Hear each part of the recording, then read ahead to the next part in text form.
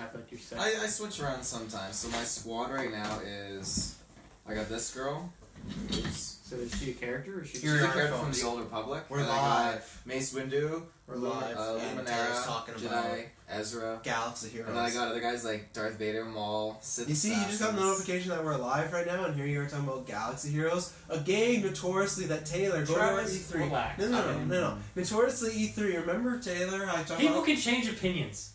not to the way People he can did. change This opinions. is the first time Travis actually brought this up. He's been like waiting for it. Not to the way he did. He would just swear, this is the worst game ever. Whenever they talk about during the EA conference, like, oh, this terrible game. And now he plays this thing every day. You know what got me through those waking hours, the 24-hour live stream? Galaxy Heroes. I'm sitting on that couch, it's like 4 a.m., like I'm holding on here, I'm playing, I'm like fighting with Jedis and stuff. You know what got me through that is having to stay awake and be frustrated at the stupid fucking stream.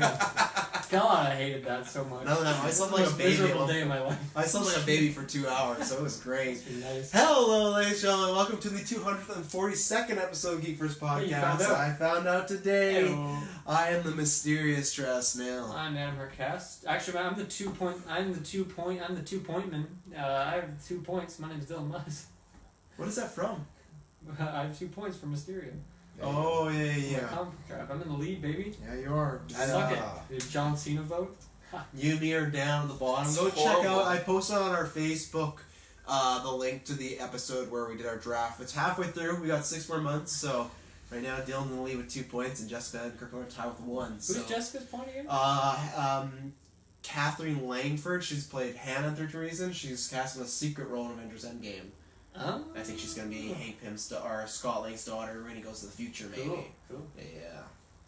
That's pretty neat. I'm the amazing Taylor Field. Oh, nice. Ladies and gentlemen, this is a newscast. This is actually the first newscast of 2019, which is crazy to think. There's been lots of news. We're not going to talk all day because that would be quite a bit to catch up on. But, yeah, so we got some stuff we're going to talk about, movie and TV news. If we have any first, you know the role. If you don't, then we do that. And then some video game, and then we'll get out of here. But from quick housekeeping, Glass review. We just did that last night. Go check that out. That was lots of fun. Head over to our Facebook. Taylor, what's going on Facebook right now? Yeah, right now it's, full swing. We've just got our last submissions in for the villain side, but we got a Star Wars fan base poll going on right now. So legit, we just had Tusken Raider, Praetorian Guard, Rancor, and Bosk added to the villain side. So they're both evenly matched now, evenly sided. So, thank you for those who submitted those nominations. And just make sure you go and vote. It changes every day at 6 p.m. PST. And it's right now it's Tarkin and Dooku. So Now, because so many people have asked, it's not who would win in a fight. I mean, it could be. You're voting on just like whatever metric you want. Whatever metric you determine what character you like more. It could be who wins in a fight. It could be who has the best character development. It could be who has a lightsaber and who doesn't. It can be whatever you want it to be. You vote however you wish. Yeah. Great system. Great system. Oh, yeah, That's how we do it at the Geek World. Completely fan votes on who you favor. You said it perfectly. A lot of people, I guess they feel like it's too literal. Travis is definitely, he's been frustrated a few times I'm here. not going to get into it. Also, head over to Patreon because we got lots of stuff there. We got the Clone Wars retrospective. Check out the first episode that just started for live for everybody so you can get a taste. If you like that, head over to Patreon. Another Hobbit retro, Lord of the Rings retro will be going on. We just did Hobbit 2. It's a nice, good, spicy... it's a good cast. Yeah, it's a good cast. And a big shout, because I did this on Glass, also big shout to Jeff Larrymore. He bumped up his Patreon tier to $25 for the next 5 months. So thank you very much, sir. Thank you We so are very much. appreciative of that. Hopefully our plan is in the next, I don't know, we're trying by Infinity or Endgame to have our new gear. So It'll probably be before that. yeah, and a big thank you to everybody that has helped out. So, and that's what Patreon does, is helping us towards that. Don't think there's anything else. Next week is our Golden Geeks nomination. Please check that out because, one, it's always my favorite cast. It's lots of fun debates. It's our award show. It's our nominations for 2018. So we have Best Geek Film, Best Geek Actor, Actress Supporting, Best Scene. We got new categories. And this year we think we might implement some fan voting as well because we kind of have 6 people on the cast. We've never had that. We've usually had uneven numbers. So we might need some tiebreakers, and if not, then we gotta rely on Kyle, and Kyle's a little iffy. So I'd very much like to maybe similar to Star Wars, maybe put out some posters and some pictures, and have people vote on Patreon and Twitter and whatnot. So check out that. That'll be next week. But now let's get into this. Spider-Man: Far From Home. The first trailer is here. We talked about it a few weeks ago. There was kind of trailer description or whatnot. what do you guys think of this? We got our first look at Mysterio. Yeah, that's the big thing for me. You know, I've been pulling for my man Jake Gyllenhaal. Obviously, this guy's giving me 2 points. Yeah, he's been my leading pick for a while. I'm also a big fan of Mysterio from the animated series. He's just such an out there character. He's so wild and colorful, and he makes for just really fun action scenes and like visual stuff you can do. Now, for them to do that within the MCU is going to be like even more exciting. So I'm incredibly excited for whatever they do with mostly Mysterio. That's the biggest intrigue for me in this movie. Obviously, there's kind of other villains. The Elementals they've confirmed are going to be in here. So whether or not some of the stuff in this trailer are the Elementals or it's Mysterio doing some stuff or maybe a little bit of both, whatever it is, I'm really curious to find out. I want to know if Mysterio's a good guy, a bad guy. Is he one or the other, then turns at some point in this movie? I'm not sure, but I'm super excited for it either way. There's also some cool, like, we see a new Spider-Man suit in here. I don't know. Two, actually. What are the names of them? Well, I don't know the exact names. Okay. I think the black one's supposed to be a spin on. It's like, I think it's called Stealth Suit, but it's almost like a spin on the Noir suit, right? Sure, it's black and white. So I don't know whatever the one Nick Fury has given him, but I love it. You get the wings, you get the Steve Ditko look. Because technically, the very first Spider-Man suit, it kind of looked red and black because the way blues were done back then. It meant to be blue, but it was more black. So it's a big shout out to like one of his, if not his first suit by Steve Ditko. So that's awesome. I'm just super excited for this movie. Obviously, we do a lot of Spider-Man content on this podcast, so there's a lot of Spider-Man in my life, and I'm super into this character and story and world now. So I'm very excited for this movie. I think I already was just knowing that Mysterio was going to be in it, but the trailer just confirms it because he looks great. He's got the fishbowl. He's got the suit. Vulture's costume they went with in Homecoming. I'm fine with it, but I would prefer to go with something more out there and colorful and like, what it's supposed to look like in the comics at least, or in the animated show. And so I'm glad that with Mysterio that they made that work into like a character that fits in the MCU, but is still kind of like a shout out to what the character originally looks like. So I'm very, very happy with his look, and I love Jake Gyllenhaal as an actor as well. So I'm sure whatever content they put in front of him, he's going to deliver it pretty well. Oh yeah, first comic book movie too. So it's I would think that he would hopefully have picked wisely if he waited out this long. He's probably got a lot of offers. So. Yeah, Taylor Field. Very much like the trailer a lot. It was good. I love seeing the humor in it. Nick Fury's debut in this Spider-Man kind of footage, and I love seeing the different spider suits and all that. It was just a really awesome trailer. I love the music transitioning to like that epic redub theme of Spider-Man. It was fantastic. I've listened to the trailer music that people have like edited just to be the audio many times. Classic it's so trailer good. music. Yeah. But I have to say, like, I really am excited for Mysterio. I really pumped to see how he plays a role, and like his change, I'm assuming, from hero to villain kind of happening if they do portray that in this film. But I feel like I don't like how he first popped in the trailer. Really? I honestly wish that he had the fishbowl on when he just popped up. I feel like, and not said, you don't want any part of this. I feel like that was too long of a line. I feel like if he popped up, just like full on with the helmet out of the green mist and said a much shorter, like, quick line that would fit with his character, I feel like it would have came off. For me personally, I feel like it would have been so awesome and not show his face at all. You didn't want to see Jake Gyllenhaal in this? Not in the trailer. I think you have to for a marketing standpoint. I think you got to show. Yeah, you got to show that he's this a big is Jake actor. Gyllenhaal. Yeah, our mom's like, oh, Jake's in a comic book movie now. Like, I think you kind of have to. I would prepare yourself. I'm not sure if you have a problem. I think he'll have that fishbowl helmet, but I think it'll be very equivalent to Stark and the Iron Man suit, where he'll have it, but I think you'll see a lot of Jake's face. Oh yeah, but I get that. But the way I've always seen like movies and such these days is the first trailers are always usually dedicated to the fans, or it's for the hardcore people, and the second trailer is usually the hook that gets you in there. Like even look at Captain Marvel, the first trailer was for the fans that understood what was going on. The second trailer was much more open to the regular Joe Blows that don't fully know all these characters. So I feel like they could have gotten away with the first trailer showing just Mysterio and his helmet and his fishbowl instead of him swirling around the beast with the fishbowl, and it'd been like the fans would have been like, "This is great." And the next trailer they would have showed Jake Gyllenhaal's face, and then people would connect the dots like, "Oh,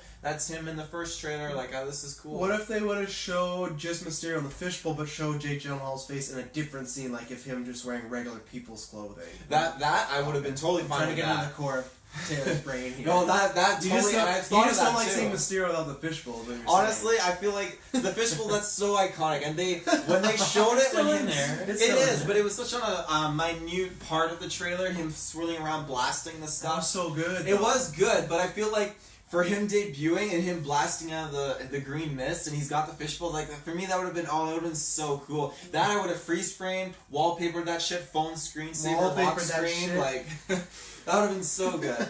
But that being said, it's still a great trailer, and I'm excited. So Yeah, I love this trailer. I've watched it so many times. The music was great. I'm hoping that music carries over because the thing is they did like a weird kind of cock tease in Homecoming where they did a orchestral version of the classic Spider-Man theme, but they only used it for the opening credits of the movie and that's it. Then it went to just a regular score. And I'm hoping it's not just trailer music. I hope they go with that more because everyone was like, this sounds fantastic. And then when it was in the movie, I was disappointed. I was really disappointed in the score in Spider-Man. I love the Raimi film score. I even really enjoyed the Amazing Spider-Man score. And the video game, I feel like all there, and even the animated show, I love all these scores, and for some reason the Homecoming one, I do not like. And Michael Giacchino, who does Incredibles, he also did the terrible Rogue One score. I'm joking, it's not terrible. But lately he's not been hitting it out of the park for me. So I really hope we get that sort of vibe.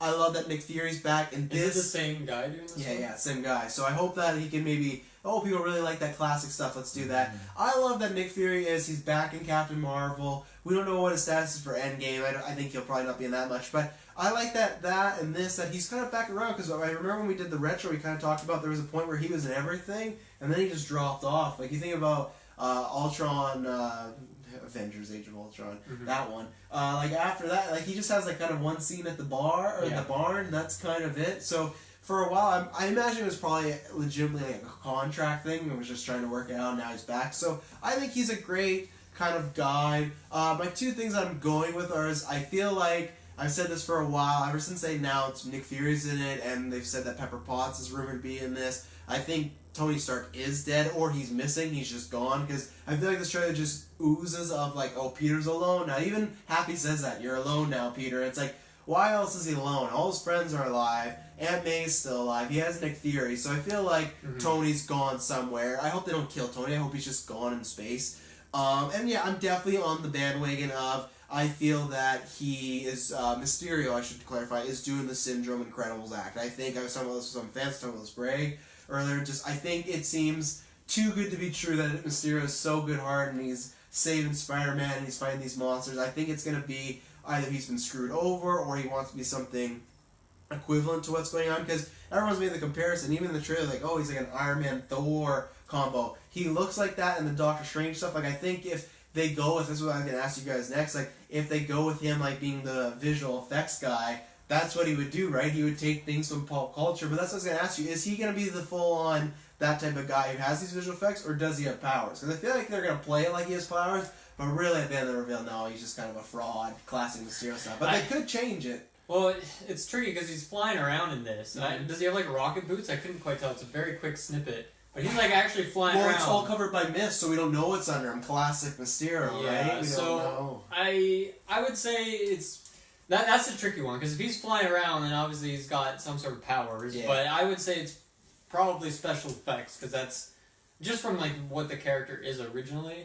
I mean, I know they do take some spins on these characters and change them up anyway, but this one seems like a little bit more honorable to what Mysterio is, like, what he's like in other forms. Yeah. I think they did that because Mysterio is probably a bigger character and people really like that look and wanted that. So I think they're going to keep it pretty close, but I think you might be onto something with the Syndrome style thing where he's, making these creations to fight them and get some fanfare with, the public opinion. Yeah, because even we had that clip, they're all happy. And the thing is, too, it's like special effects, because it can be a cross between, technically, Iron Man doesn't have powers, but he has a suit, right? Yeah, That's what Mysterio's suit could be. It could be like an Iron Man light sort of suit, so he looks phenomenal. But Taylor, what do you think? Do you think we got him kind of pulling the wool and doing special effects? Is he actually powered? Because they could change it up, because if you look at the Mandarin in Iron Man 3, fans don't like it, but they totally changed everything about that character. I think that's maybe why they'll be like, let's not do that again. But how do you feel about Mysterio? I feel like he's got, in some shape or form, some special effects. I mean, the stuff he was doing was way too much Doctor Strange, way too much looking like Thor, and way too much an Iron Man vibe. So I feel like he's not all those things. I feel like he's at least one of them. Or he should be taking on Thanos if he is. Yeah, if he's all those things combined, then he straight up could just take on Thanos. But like the way they showcase his appearance, like he's totally copying all like the hit like cultural figures right now in society. So he's totally I feel like I'd have to see another trailer to probably like narrow down like, okay, what's maybe like, what is he hiding in that mist cloud, or like what's he doing? But like someone's freeze framing it in hands. But I feel like he I wouldn't be opposed to him having these powers, but I definitely don't want him to, because I just want him to be ripping them off. And I feel like I'm not opposed, but I definitely don't want him. Yeah, it's the same thing to say. I feel like he could definitely create any kind of practical or visual effects he wants. Now he's got Nick Fury backing him up. So I mean, he's got the best kind of guy buddy backing him up financially and techie. So he could definitely be doing whatever he wants. Mm-hmm. Yeah. Oh, go ahead. I was just going to say, the one thing I really hope for is, and it's not a huge indicator because obviously Jake Gyllenhaal's a big actor. That doesn't necessarily mean that he's going to be in more movies, but I really hope, like, and maybe I'm kind of led to that because they are keeping the classic Mysterio look. I really hope he sticks around and is in more of these. I'm inclined to think that is the case based off of, like, I guess we don't know fully if they're going to have the rights to Spider-Man or for how long. So that's a tricky thing, but obviously with Vulture, they obviously kept him around. They're setting him up for some future stuff, and setting up some other Spider-Man villain characters. So I really hope that Mysterio sticks around and shows up elsewhere. Like, he's just such a fun character. Well, people have been bringing up Sinister / Insidious 6 as a possibility. Because they introduced, we haven't seen him in costume, but they introduced Matt Gargan in Homecoming, who becomes the Scorpion. Mm-hmm. Obviously, I'm not a fan of this version, but you have Shocker around. And one of the OG members of the... They could make Shocker better, though, right? They could. It's not the end. Give him some duds, get Kingpin in there. Give him the yellow, like, weird suit. Exactly. And, like, the original Sinister 6 has Electro, so he is that, like, he can be... Even though they didn't really make Shocker, like, Shocker, really, right? He just has, like, a big punch. So he's not the equivalent, but if people have been throwing it out there, and I've always said I'm not the biggest fan of Sinister 6. I don't like groups of villains teaming up and taking on just one person alone. I'm so down for an Avengers versus Insidious 6 movie. Like, a new, let's say Spidey's on the new team, and it's like him, Black Panther, I don't think, if that does happen, I don't think we'd ever just have just Spider-Man. Like, even, there's such a big pool of characters now that are well established and, like, aren't going to get movies of their own, so they could fit in here, like... Hulk. Bring in Hulk, bring in that Falcon, bring in, Hawkeye. Yeah, anybody. There's so many options. You're pointing, Taylor? Yeah, so I know, obviously, they're in contracts or whatever with Sony for, like, Spider-Man. So does that include the villains, or the villains a completely different thing? Because if they can't say they get Spider-Man back, but they've built up the story of Insidious 6 using Spider-Man's storyline, give Spider-Man back, then they get all the villains already established to do a Sinister 6. I think they're all packaged. I don't think it's one or the other. So I think if they have this deal, it's like you have the rights to everything in Spider-Man, and we have the rights to... I think the deal is as well as that they agreed that one MCU character always has to be in these Spider-Man movies. So I guess you're getting Nick Fury, which to me is like, that's good. It's still like a little lower on the deal. I feel like going from Iron Man to Nick Fury, you know? But I think that's the deal. And we don't know about that yet. They should, after Far From Home, we're going to have to know because that's the last one in the deal. So I really hope so. With Spider-Verse, with Venom, that's the Sony's doing fine. Yeah, Spider-Verse, like, obviously they're going to take that and turn that into a universe. And that's probably their better, pathway. Obviously, and Venom almost people are always going to go see Spider-Man movies. Even if it doesn't have Tom Holland, they decide to reboot it. But I don't think that would be wise to do that, right? I think they should stick to their Spider-Verse thing and do whatever their fucking Morbius movies like. Right, they have Morbius. Venom was a success, so I don't know. Try, like, obviously Venom's a bigger character than Morbius, but whatever. Try whatever you're doing, just keep doing it because it's working for now. Yeah, you don't need to take Tom Holland. And as far as Mysterio, you can go back to the early days of this cast. We did the Spider-Man retro, but even before that, Mysterio has been a favorite on here. I've always said I need to see that fishbowl, and he just looks so great. And that's where, for me, this Homecoming, it's not... I love him in the crossover movies. Homecoming so far has not been my favorite adaptation because I've always said I don't like they're always trying to be different for the sake of being different. So that kind of, hopefully we've got some hints to Uncle Ben and whatnot. But I feel like they ignore stuff because we've seen it before. But there's stuff that's crucial to Spider-Man character that I feel like they still don't touch. I really like the Aunt May spin, but even like what I saw from MJ in the first movie, I wasn't the biggest fan of her. So there's things that I don't like, but I just kind of take like, okay, this is like an Ultimate series, it's a spin-off, it's something different. Yeah. But really, I have zero. I'm gonna complain very little when this movie comes out if they nail Mysterio, because I'm just kind of accepting now that, okay, these things like MJ, I'm not the biggest fan of, but whatever, it's not the worst, it's still good. But if they knock Mysterio out of the park, you're not going to hear much complaints from me. And that's maybe some of the worst reviewing criticism you could throw at me for reviewing a movie. But that's why I'm being straight up with you that I cannot contain myself with Mysterio. Just seeing, even though he has like the stupid eye cape holders, like they've got it down so perfectly. And this is like a dream come true. I know we have so many comic books, but Mysterio is one that I legitimately thought we might not get for a while because he just looks so ridiculous, and he's like, his powers, he's a visual effects guy, It's like, he just sounds so lame, or it sounded like we wouldn't get him for years. So the fact we got him with Jake Gyllenhaal, I'm a happy camper. I really can't complain. Excellent. So, we know what I am going to complain about is these rumors about this Loki TV show. So, there's a rumor going around that, so this is for Disney Plus, that the Loki TV show is going to be narrated by Tom Hiddleston, and it's going to be more flashbacks or a younger actor playing why do I keep calling Yoki? That's going to be his brother. A younger actor playing Loki. So how do we feel about this potential happening in the Disney Plus world? I think that kills a lot of hype for me. For me personally, like I don't love the Thor movies except for Ragnarok is really good, but I'm not like super into that world already. I don't love Asgard, obviously. I've talked about that many times. So to take away like what makes those movies still like really good is the Loki aspect, because Tom Hiddleston's fantastic and that character is really interesting and dynamic. Now without Tom Hiddleston, they can still do that for sure. But you can definitely, like, my excitement is definitely a lot more nullified now because of that.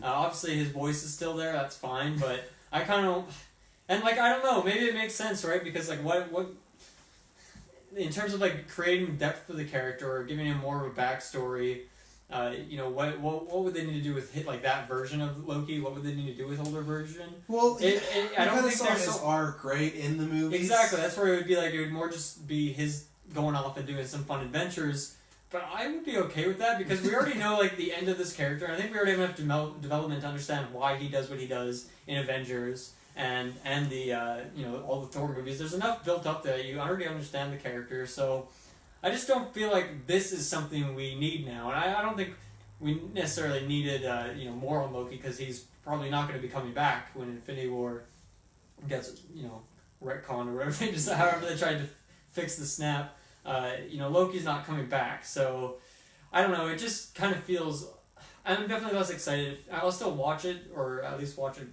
episodes. It's not going to be that long, right? Like, this is a mini-series. They're all saying they're about 6 to 10, but most of them are saying like 6 to 8. So I can see this one being on the lower end of that, and just being, I don't actually know what to expect now, because I don't know like much of the comic book roots of Loki in particular, so I'm not sure what to expect really. Ted, how do you feel about this? I don't know. I don't need to really see the story of Loki putting like, what did he put like something in Thor's hand and change it to a snake because he hates snakes? You're definitely gonna get that scene, yeah. Like, I don't know. I don't really need that. Like, maybe kind of cool if he like goes to Earth and is like stirring shit up, or He's a whatever. good guy. He doesn't want to be stirring shit up. Well, is he a good guy throughout all of this? I feel like it probably show him like planning things. Do you mean like now, or what are you talking about? Well, when he's young. Oh, yeah, who knows then, yeah, he could be. I thought you were talking about like in the current continuity. It's like, well, he's dead, so he's not stirring much. Are we getting, I'm drawing a blank right now. What's his name? Hiddleston? No. Odin. Well, I would imagine if this is true and they were getting young Loki, you will get a younger actor playing Odin, and I imagine you'll get a younger Thor as well, which to me could be a little fun because I feel like you'll get like Thor in his mega meathead era of just like being just like, look at me, brother. Like, I think that could be fun if they find. I don't know how young that means, because at one point they did this really fun arc where Loki died, and I don't think this is the movie, but he came back as a kid. He reincarnated as Loki as a kid, and like Thor was still an adult. There was all this worries like, is he gonna grow up to be like this evil Loki again, or what the deal is? I don't think it's that, because Hemsworth is not doing a TV show, even though the rumors are that all these TV shows are gonna have $100 million budget, so the same as The Mandalorian. So they're putting good money behind them at least. But so I don't know. Asgard Bucks. Yeah. I don't know what classifies as young. If that's teenager, if that's like young, like mid-20s, if that is like 12 to 14, no, or if it's the whole gamut. Maybe. Right when Odin pulls him out of Jotunheim. Well, it's not gonna be as a baby. I think it's a little young. Do we know when the Scarlet Witch series is gonna happen? I think that's is it gonna gonna have happen. Quicksilver come back? Is it like a prequel? No, I think Quicksilver. Vision is somehow gonna be alive and her, so I think that's happening after Endgame. That one seems because they got a showrunner. It's the same girl that wrote Captain Marvel, or I shouldn't say girl, but woman. That wrote Captain Marvel and the Black Widow movie. She's the showrunner of the show. So I that one seems like we might get that show actually like just first in like our lifetime. Like so I think that'll be post Endgame, them trying to make some babies. I really do. I really think we're gonna get some mutant alien babies. Cool. Yeah.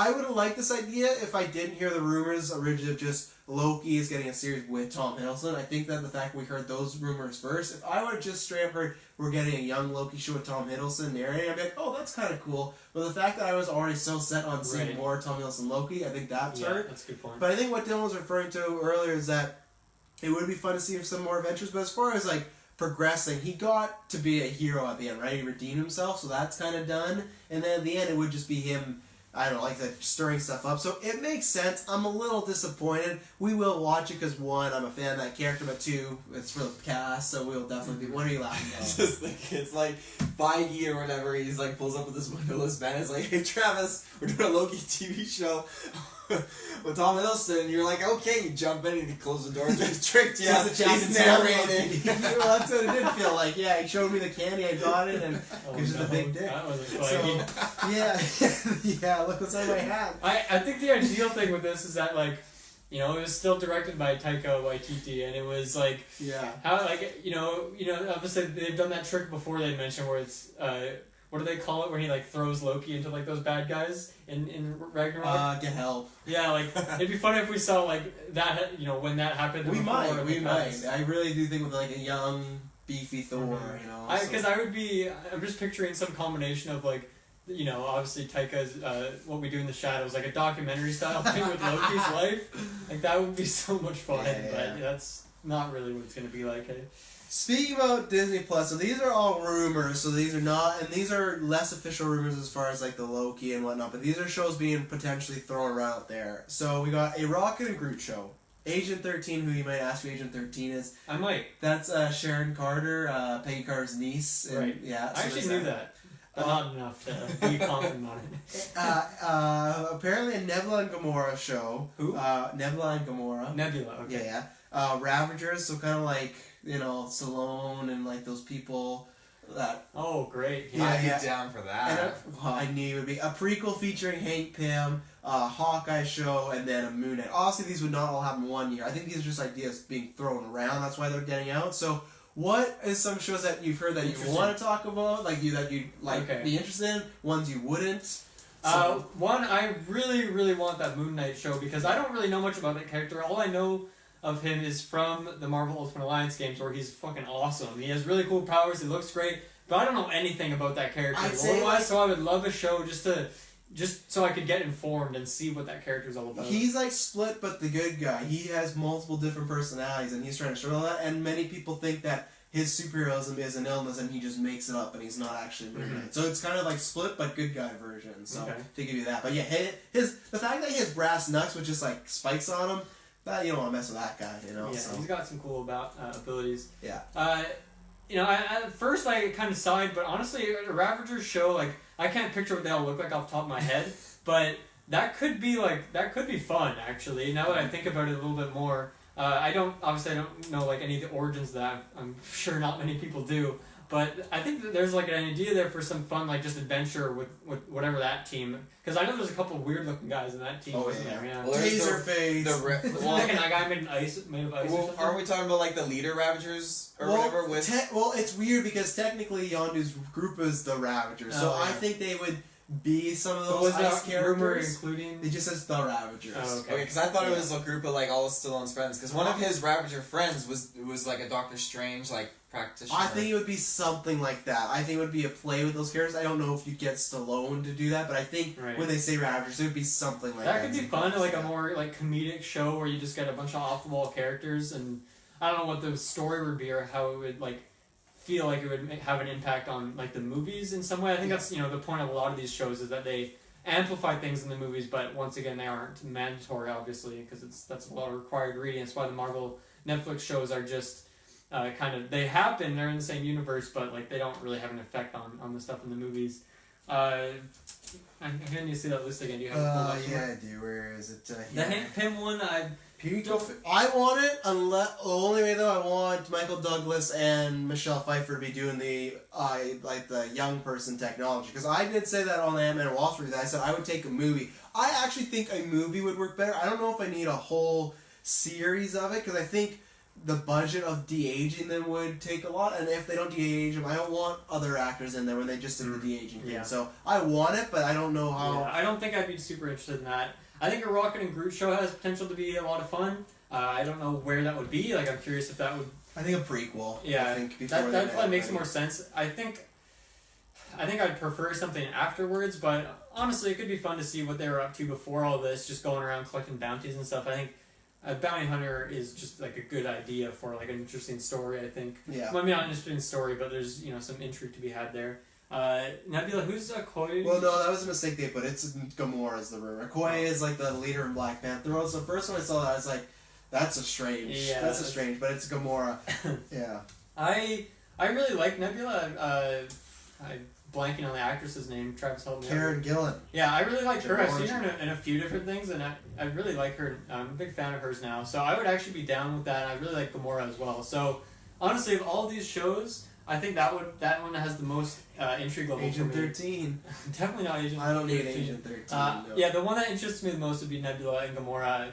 Whether that's, I mean, I guess right now Gamora's a little trapped up somewhere, but I think now, because it's Loki stuff, I think that could be a show with different actresses playing. I would be much less excited if it didn't involve those two actresses. Yeah. But if it was, then I would be super down for that show. I think that could add a lot of like good dynamic to the movies as well, because their relationship has gone through a lot, and it would be fun to see some more of that. And just give some more time to Nebula. I mean, I'm sure Nebula's going to get a good amount of screen time in Endgame because she's one of the people who's alive, but so we'll get some good development there. But I would be always down for more of those two characters, because Gamora, I mean, if she is gone for good, I don't know if that's going to be the case. Probably not. But if she is, then I think that her story was too short. So a TV show would be a good way to fix that problem for someone like me, because maybe she's probably not worthy of a movie on her own if you're going to do the Guardians movies, but a TV show might work pretty well. So. Yeah, I'm a big fan of some of these. Like I said, Moon Knight is the one I probably want the most, because I've talked about that a lot. Hawkeye's honestly the one I also want too, because I feel like a TV show with Hawkeye, that makes more sense than a movie. You could do a lot. So yeah, I want all these really, except for Sharon Carter, because I feel like she's a character I don't really care about, and just put her Agents of S.H.I.E.L.D. in that's still popping, So those are the ones I want. And some of these I feel like we'll never see. I think right now some of these rumors are leaking just because they're in a boardroom sitting around like, what could we do? Who could these characters? Clearly, you see the lineups of what characters they are wanting to do and what they're not wanting to do. And Rocket and Groot's another one that makes sense. I somehow made predictions. I forgot to predict it because I had one. I forgot. And Rocket and Groot just makes so much sense. I don't know how they could stay under 100 million, honestly. I feel like that budget's a lot higher, but if they can do it, then they can do it. Taylor, what's up? Moon Knight, absolutely yes. I remember back playing Ultimate Alliance with my cousin. First one, Moon Knight. That was my jam. I love playing Moon Knight. I really don't know anything about him, so I'm totally down for a show that doesn't feel like it's that lower budget atmosphere of the Netflix Super Marvel shows, but actually has the full-on backing where it feels like it's in the Marvel universe, and these events and these new shows actually affect and are affected by the story of the actual MCU. So I'm very much down for that.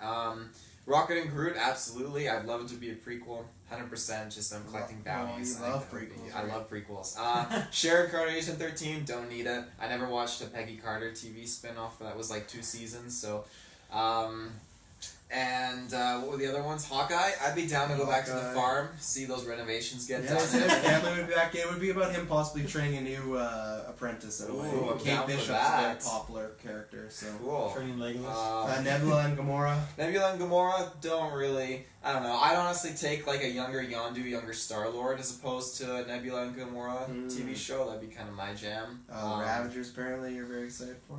Ravagers, I would take. I'd love to see more of that guy doing the Doctor Strange stuff because just seeing the alien do that at the end of Guardians 2 is super cool.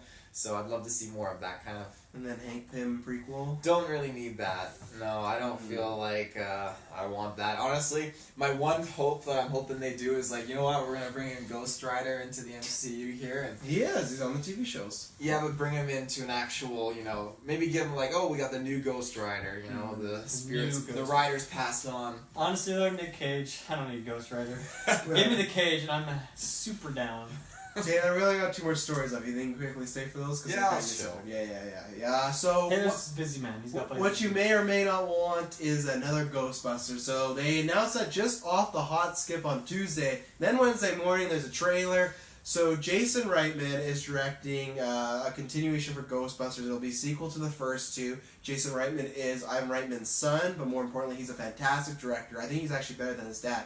Up in the Air is a great movie. I think so. I think if you compare, Jason Reitman's really good. Juno, Tully was really good this year. I haven't seen The Front Runner with Hugh Jackman, but I really want to. So I'm very excited by this. I think this is a good call. Obviously, 2016 one did not go well. I've seen it. It's not the worst movie in the world, but it wasn't great. I've said this before. I'm not a big Ghostbusters fan. I think that also comes to the fact I'm not a big Bill Murray fan. I know. I can't remember when, but when we were talking, Dylan and I were talking about like how Ben Affleck just doesn't really click for you. That's kind of Bill Murray for me. Just not my guy. I'm just not a fan of him. I'm just not. I don't like his humor. I'm not a big fan of his comedy, but I like Ghostbusters. He's not like the worst actor in the world. I think I like him in Space Jam, but so I think this is a really good call. The thing that worried me, but I'm warming up to it, is the idea that they're going to be teenagers instead of adults. I got really excited about thinking about who could be cast, this and that. I love it that the rumor is that they're going to do 2 and 2, 2 females, 2 males. I always thought the way they should have gone, not because I think you can't have any males. I just thought, I don't know, that was the smart idea. If you're going to do it, just kind of mix it up, mix different genders, different races. So it was always weird that even if they would announce a reboot of just all males, it's like I would have liked a mix-up. So I hope the teenager thing has some fun things. I imagine there'll be maybe the kids or grandkids of some characters. But I hope it's just not, hey, Stranger Things is really big right now. It's really big right now, so let's do it. Luckily, Stranger Things was great. It was great, so I hope they can do the same. I'm imagining this is going to be like the Ghostbusters Force Awakens, that the old characters will be in it, but kind of passing the torch off. So I hope they do a good job. People have said before, Elsa Fisher from 8th grade, they need to fucking cast her because she's so good in 8th grade. So if they do that, I'll have no complaints. But yeah, so I'm very excited. I think this was a right call to kind of ditch the 2016 one and just look at Halloween. We didn't love that movie, but I think the idea of ditching the bad ones worked. Terminator's doing that this year. This is another one. Like, you guys didn't like that one. Let's just move on, So I think it's a great idea. Dylan, what do you think? Because also you're not the biggest Ghostbusters fan. I'm just going to pass. I don't have anything to say on this. Boom! Hot take! Wow. Yeah, I thoroughly really enjoy it when a company is like, yeah, we're working on a new movie, and then the next day, boom, they drop a teaser. I love that so much. I think, that delivers, that's the pizza in less than 30 minutes. And I didn't mention, I like the teaser. That was great. I like the teaser, because the teaser to me, it shows you nothing, but it's what they call it in Hollywood, is like a tone piece. It shows you what the tone's going to be. The 2016 Ghostbusters is like really comedic and like just all jokes. The OG Ghostbusters aren't like that. Like, they're more scary, they have comedic elements, but it's not a comedy, which that's what the 2016 was so wrong. It was just like, we're going to make this hijinks and kind of like Judd Apatow humor. That's not Ghostbusters. It has comedic elements. It's not a zany comedy. So I love the teaser, even though it shows you nothing, but it shows you what they're going for. When, I as I said earlier off cast, I picked up Ghostbusters 1 and 2 in a bundle. Like, I wanted to buy it for so long, but for some reason, no, DVD. Not even Blu-ray, my god. No, it was at Value Village for $3 in pristine condition. I couldn't say no. $3. Pristine condition. It's literally mint. And it comes with like a book as well about the films too. But wow. yeah, no, the movies, like whenever they pop on TV, I'd always watch them. Like I love Ghostbusters. Like again, I'm not even like a huge Bill Murray fan. Like I don't go out to watch all his movies or whatever. But like in this, I find like he's really really good. I love how he doesn't really give a shit about what's going on, but he realizes eventually this is serious, and he's like, as much as he's doing this job, he's a doubter as he's doing it, and I love his attitude. I love Sigourney Weaver in the movie too, and I love their kind of like relationship where they're trying to like, he's trying to get with her and she's not. The whole two movies are just fantastic. Then we get to the new remake. Oh no! I never saw it in theaters. I boycotted it. And when boycott, you solo fanboy. Boycott the Busters. It came out on DVD, and I don't even think I waited I didn't even go buy it on DVD. No steel cases. So why would you, if you're boycotting it? Why would you buy a steel case? Exactly. Did you watch it when it was on Netflix? I did, and I fell asleep. Yeah. I fell asleep for the whole second half. I thought I don't know, and I couldn't. Eventually, I went back and I rewatched the whole thing, and I just thought this is so boring.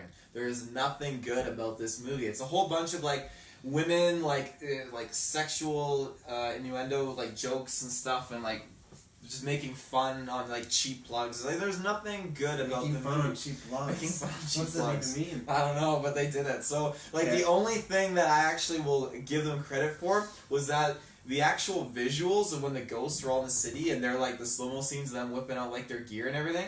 That was absolutely amazing. I love how just like visually it like the aesthetic and the style to all of it was so appealing and attractive, and I think Ghostbusters has that potential to just go completely off the rails and just make everything super colorful with the ghosts and the weapons and get creative.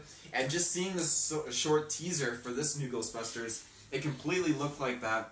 Even though we don't see anything, but how the dark barn completely was lighting up and was colorful. Yeah. It just got me so excited. And I'm wondering now if this is the key for studios and companies. Just release a movie knowing it's going to bomb just so you can get the hype up for a new one. No, they don't do that because that makes them lose money. Yeah, but they're hoping to regenerate all those funds. It's like your Crackdown 3-3, just scrap the game. Don't even release it. If you were on a company, you'd sink that company so much. Because Crackdown 3, they might not make much money, but they'll still be something. You don't even put it out. Just years of work, years of income, just throw it away. Let's release movies. Since that was Lucas was doing with the Star Wars prequel, let's release these three, make everyone hate it, and then we'll bring back Force Awakens. Great idea for the next Disney trilogy. No, I think it can't go that far. Just so you know, because he's a host, that's never gonna happen here. We're never gonna purposely release bad podcasts and we're coming back with good ones. Yeah, you can't say that he did that for the prequels. All of our bad podcasts are like, completely accidental. Can confirm. It's like, Last Jedi for some people is so bad, it just means that the next one is gonna be so good and they're all back. So Ryan Johnson signed up. We want you to make a bad Star Wars movie so you can JJ can come in and just I've got the character for you, right, Rose? Oh boy. Do we have any other movie or TV news? No. Okay, then I only got, I'm sure you may have some Call of Duty stuff to shout out, but I only got the one big gaming thing to shout out, so Taylor, if you have anything quick to shout out, go to before we talk about Star Wars. Yeah. Oh, God. You can count, you're the one that needs to be on time, so do you really need to shout out if it's Assassin's Creed, like, there he has some new WXD weekend in that pack? Well, there's no new Assassin's Creed news to really drop. No new, there's definitely Call of Duty, but I have not been keeping tabs When's the next lately. Geek Street happen?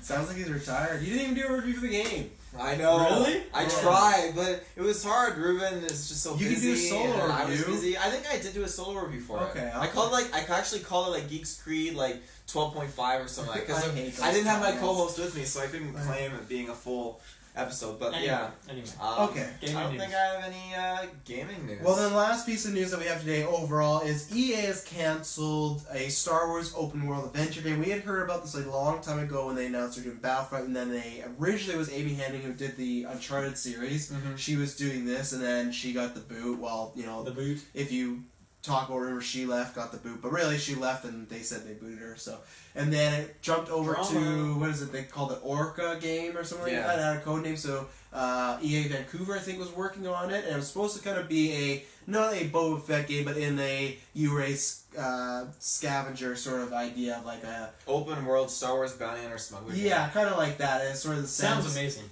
Yeah, and then in concept. Yeah, and then and lots of people compared that Saw early stuff to an Uncharted for Star Wars, and then this week it came out from Kotaku that it is not a lot happening anymore. EA just put out some bad statement of like, oh, we love working on games, we're excited for the future, and not even confirming nor denying. PR. So what do we think about this? And what do we think about EA overall in general? You look at what's happened. They've lost this game twice. We have Jedi Fallen Order coming out that got the most lackluster announcement at E3, and then we've had the two Battlefronts games. Dylan, I'll start with you because you're an outsider. You know, you're not biggest Star Wars fan, but you can appreciate the magnitude of the brand.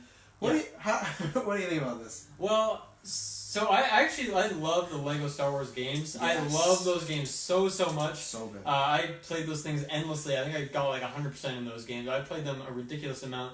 I'm not opposed to playing a Star Wars game. I think it was, for me, the Battlefronts like kind of being multiplayer only. I know the second one had some stuff to counteract that, and I was thinking about maybe getting it at some point, but I just have I have too many other games on priority. But like the description you just gave there for that game, like that sounds really interesting to me, and that's something I would be totally down to play. So it sucks that Star Wars is kind of bundled up with EA right now and is having a bunch of these kind of disasters or cancellations or just taking maybe not the route that it should be. It's like I would look at Marvel like, why are they not making any games right now? It's like, okay, finally they have that Ultimate Alliance game coming. Hopefully it's good. Yeah, they have Spider-Man. So there's some stuff going on there. Whereas Star Wars just kind of has Battlefront, which is obviously wrapped up in controversy because of the loot boxes and whatever else they're doing. So it's too bad because I'm not opposed to playing some of these games. I would like to get more into some of the Star Wars lore and stuff, but I'd rather do it through a video game instead of watching a TV show, things like that. So and I'm pretty excited for the Mandalorian as well. So I guess those would kind of fit in the same realm with like a bounty hunter style game. So it's too bad that it's been canned. I guess it's gone. Yeah. I don't know like if that means that people lost their jobs. I don't know how far it's gone in that regard, but either way it's too bad.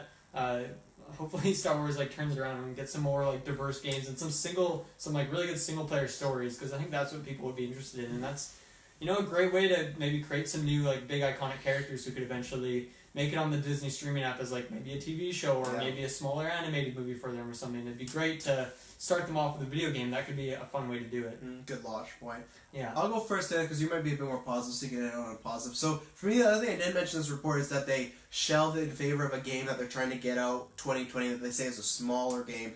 And to me that says everything. You look at the loot boxes. The first Battlefront, I don't blame them because the movie was coming. I think it was, hey, just get this game out there. Yeah. Like, okay, I'll give them a mulligan. Ride of hype. Yeah, exactly. I'll give them a mulligan for that. But everything else that has happened, and it's so unfortunate that I'm hoping Disney has a way out because they signed a 10-year exclusivity deal with EA. When was that?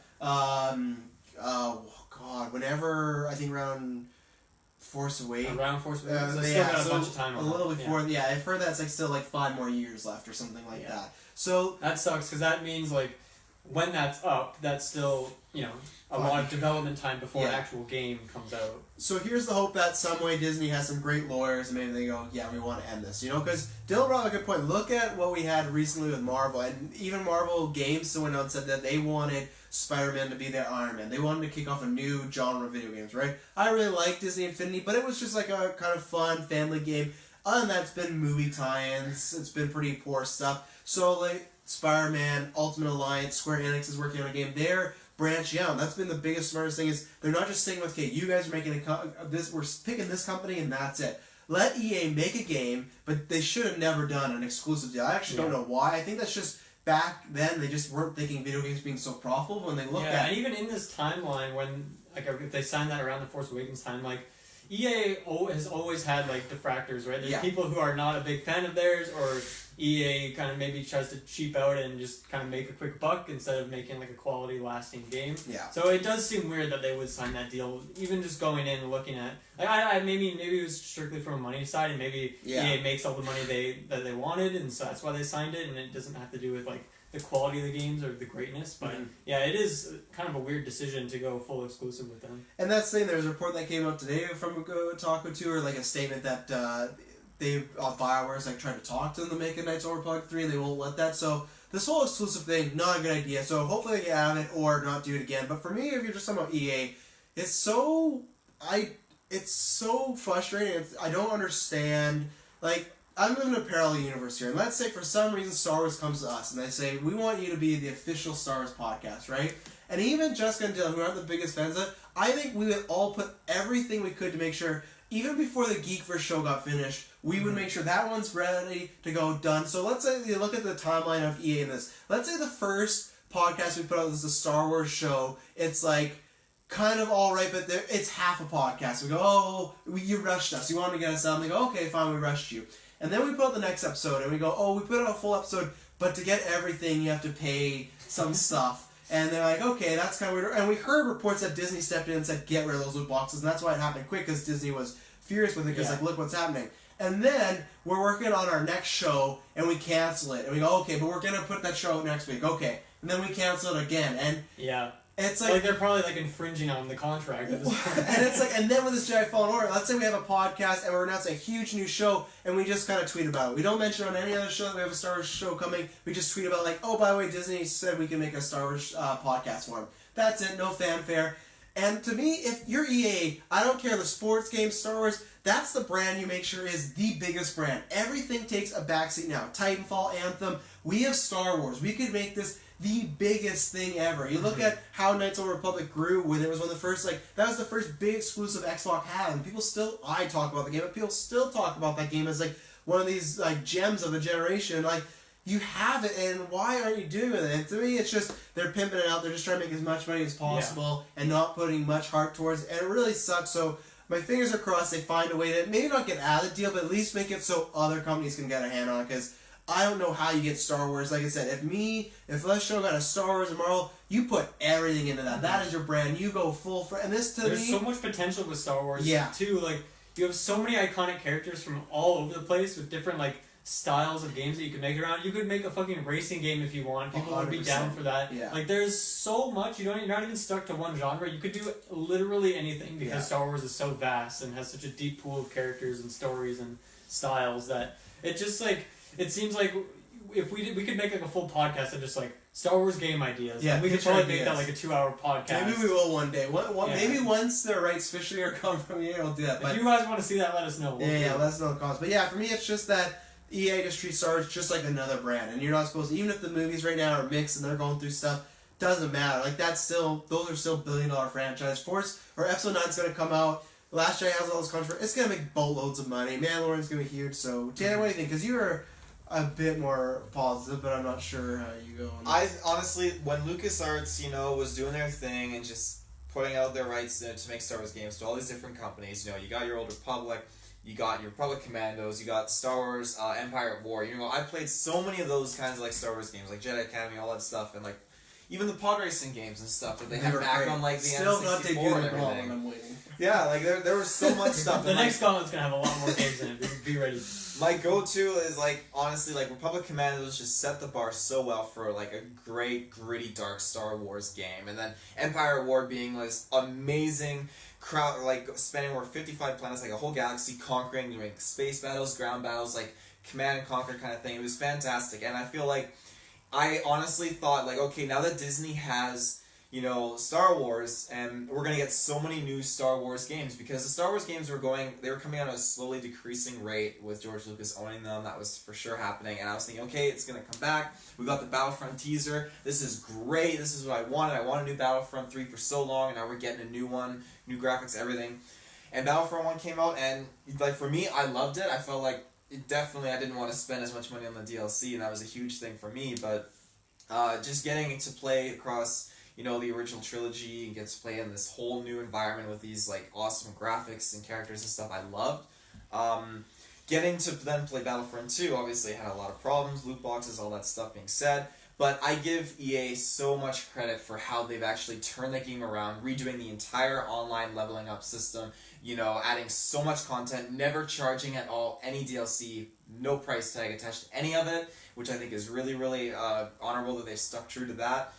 The maps, the characters you get, everything is fantastic. All the new changes and all of the new details that they've been adding in new updates consistently. Just, they have put so much time and energy, and they are actually listening to the community, because I pay a huge amount of attention to it, because anytime that I get to actually play a game, it's usually like I'll throw in Star Wars Battlefront and play a few rounds and see what's new, and it's outstanding. That being said, I was really, really looking forward to this open world game. Ever since they showed that quick little snippet a few E3s ago of just the character walking in the Star Destroyer looming out in orbit, like, it just had me so pumped up, thinking, okay, we're gonna get something different from Battlefront. This is great. And now that this happened, it just is really crushing. Like, I understand that obviously the Vancouver EA branch was working on other projects, and then when Visceral, like, obviously shut down, they absorbed it and took on their projects for whatever reason.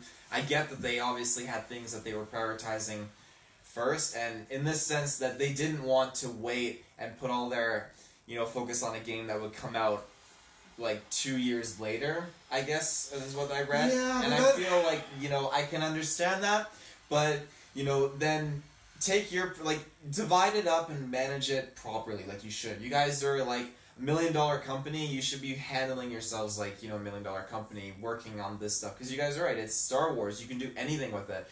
So, it's like with Assassin's Creed, Ubisoft has, Montreal branches, Quebec branches, all these, like, Toronto branches, and each branch focuses on different, Assassin's Creed games, and they time those releases, corresponding with other games. And so that's what EA, I feel like, should have been doing in this sense. Okay, EA Vancouver can't handle the amount of workload right now, then, create another branch of EA to work on it. Actually, go out of your way and make a branch and just start developing that game because it was getting such high praise.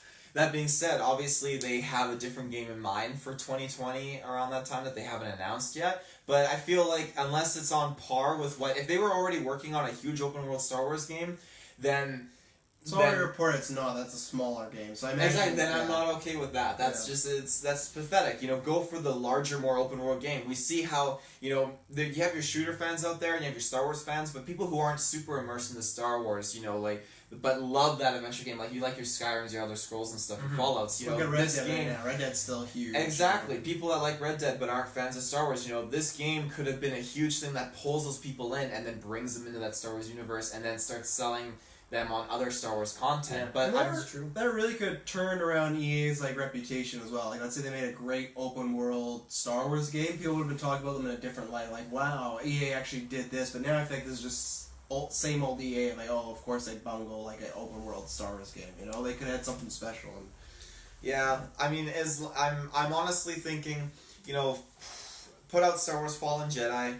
I cannot wait to see what this game is. Personally, for me, the storyline of that game alone just has me really, really, really excited because I'm really stoked to see, a Padawan just right after Order 66 and just kind of get to experience what it's like to go through that. The Dark Times. I'm super excited to see, right after the Purge, you're a Padawan. I'm hoping that's what they do, right after the Purge. If it's 5-10 years down the road, I'm like, well, fuck this, so... I'll still buy it. There goes my money. But legit, I think that's the last thing that EA should do, and then they should move along and, give it to someone else. That BioWare wanting to do that Knights of the Old Republic thing, that would have that would have put so much spark.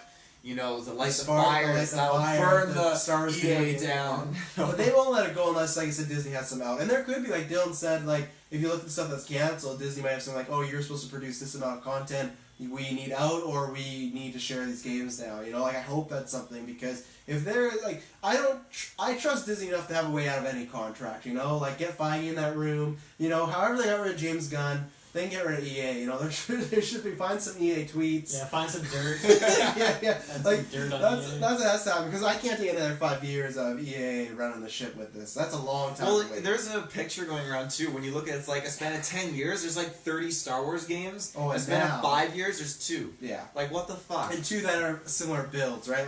Battlefront 2 is very different, but still similar aspects, characters, maps. So it's not a big jump as far as they really. Yeah. This is again why I do think that we're not going to get a Battlefront 3. I think you might be right now. You might be right now. Yeah, we're on the Star Wars game Battlefront 3. Fans are going to be what the fuck? That's a smaller game in 2020. Oh no. You might be right. For the longest time, I said it was going to happen, but after this, I think I might be going to Taylor's side now that it might not happen. Yeah. Or it won't happen with EA, I'd say. You could get 5 years from the future, a new company being we're doing Battlefront right, loot boxes, full-on reboot of it again, but, Marvel Homecoming style. Everything's different, but I might be on your page now, so. Anything else?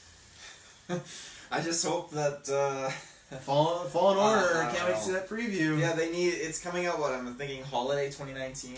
They're supposed to say no. They said like it's like spring 2019. I don't. Spring 2019. I think it's like quarter one. Where are the two. trailers? I don't believe it. It's not happening. Oh no! That game will probably get canceled as well. Just you wait. Oh Everything's my getting god! canceled. Just give me that Obsidian RPG. I'm down. That's all I need. Yeah, Dylan's Spelunky. set. I got Spelunky 2. I got that Obsidian RPG. My year's good. I've got all the games I need. As long as nothing gets pushed back. Yeah, no, I'm trying to think. I don't know. I think I'm good. I'm waiting for Knights of Republic 3. Taylor, where We got Crash Team Racing on the horizon. Yeah, excited. Yeah, I need to buff up on that. Now that I've played that game, I'm pretty excited for that too. I might end up getting that. Anyway. Okay, no, there's people saying it was more fall now, so there you go. Okay, That's good. Yeah, I should Yeah. hope. Fuck. I should hope. This would be some guy just sent up. Yeah, we're releasing the game next week. Oh, we got trailer for you. on E3. It's out right now. It's a mobile game. Taylor, where can they find us? Oh, I got one thing I want to drop. Oh, Drop it. At the end of the episode, I we'll got get right right to to that. out. So honestly, a lot of people are disappointed with the Alien Blackout game being a mobile game. Oh no. So I can definitely understand. You know, it is a little frustrating. I don't think Oh. I've heard what they said because apparently the people behind it said like, don't be Alien fans, don't be too upset. We have something else in the works as well. That's what everyone says when something bad. Gotta save Look what face. EA just did now. Oh, we can't wait for the future of Star Wars games. That's the classic, like. True. They said it in the comment section of their post too. They even post an actual post about it. Because they don't have anything. Yeah. But yeah, I'm gonna have to. I don't want to pre-order the game because it's $7 on the App Store. So. On that note of like promising things, I should have said this TV movie section. Everyone go watch the Fire Festival documentary on Netflix. It's fucking so good. I'm not sure. Do you know what Fire Festival was? It was a couple of years ago. It was like supposed to be like the new Coachella, and they like sell this bands. So that you should watch it. It's only an hour and a half. I know you're watching Punisher, but at some point, it's crazy to see how much this guy lied, just saying like, oh yeah, we got Drake booked for 100,000. These people showing up there, being stuck there for days on this island with they're supposed to be these luxury villas and it's tents and everything like that. Watch it. It was so good. Watch it day out and have. I highly recommend it. It was really good. Cool. Netflix still putting out some good stuff. And we've tried to promote. There'll be a Punisher review at some point next week as well. So. Yes. Oh yeah, and there'll also be a Godzilla Part 3. Oh God, I good forgot stuff about as that. well. Mm. Gotta do it for Kirkland. Where can they find all that, Taylor? They can find it all on our internet connection, Facebook search bar, Geekverse Space Podcast, Yeah. tons of stuff, and yeah, be sure to check out the poll as well. Promote that show, that Star Wars poll again. It's gonna change tonight at 6 to Leia and Finn, so it'll be a huge debate, very controversial. I'm going for Leia. Ladies and gentlemen, if you want to subscribe for our video, whatever service, go to YouTube. We're also doing this. We're trying to do it on Facebook soon. We're going to try and have streams on YouTube and Facebook at the same time for video. We're going to be more on top of announcing when live stream is, so you can join the chat. Podcast services, just go in the description below on the podcast services or on Twitter or on Facebook. Oh, yeah. Spotify, SoundCloud, Stitcher, iTunes. We're pretty much everywhere. If we're not, let us know. We'll go there. So please subscribe, head over to Patreon, and do what we told you earlier because you got some good stuff there. Thank you very much, ladies and gentlemen. Thank you. We'll be back next week, and we promise you, you'll not be bored. Namaste. Namaste.